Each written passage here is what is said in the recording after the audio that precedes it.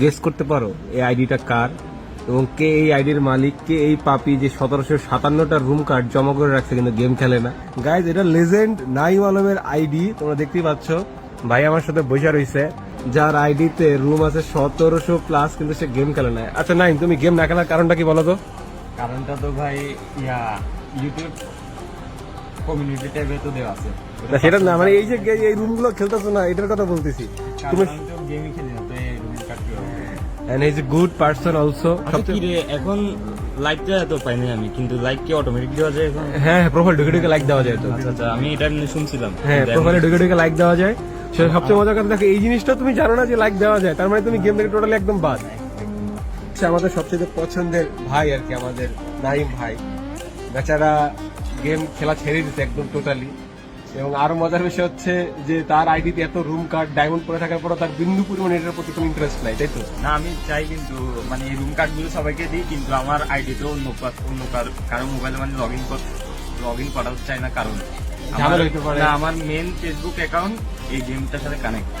এখন যদি main Facebook account দিয়ে কেউ কিছু করে, হ্যাঁ রাইট। তো যাই হোক, আমাদের নাইম কিন্তু আসলে অনেক বেশি কনসার্ন হয়ে গেছে এবং সে কিন্তু এখন মোটামুটি ক্রিকেট খেলা অনেক বেশি মনোযোগী।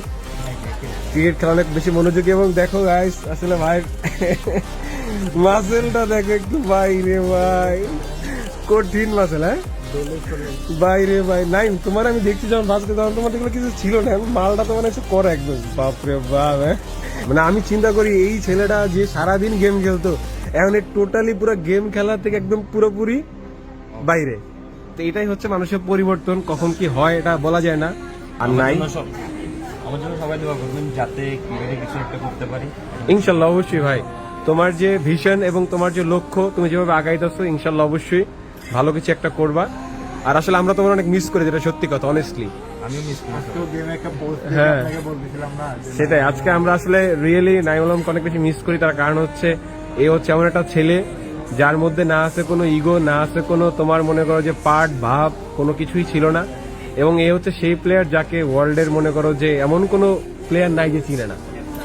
ট্রাস্ট মি, এমন কোনো প্লেয়ার নাই যে চিনে না। এবং সবচেয়ে মজার কথা হচ্ছে সে বাংলাদেশের প্রথম পার্টনার প্রোগ্রামের একজন সদস্য ছিল।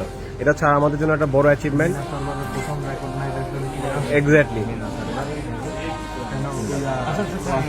হ্যাঁ সেটাই। যাই হোক, তো আমরা নাইম আলমকে পাই অনেক খুশি। এটা রিয়েল কথা আর কি, যেটা রিয়েল কথা সেটাই বললাম এখানে।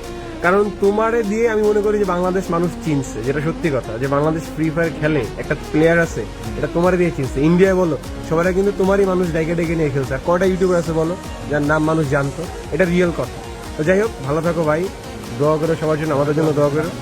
ইনশাল্লাহ, আল্লাহ ভরসা। সবাই দোয়া করো গাইস, ভালো থেকো, টাটা।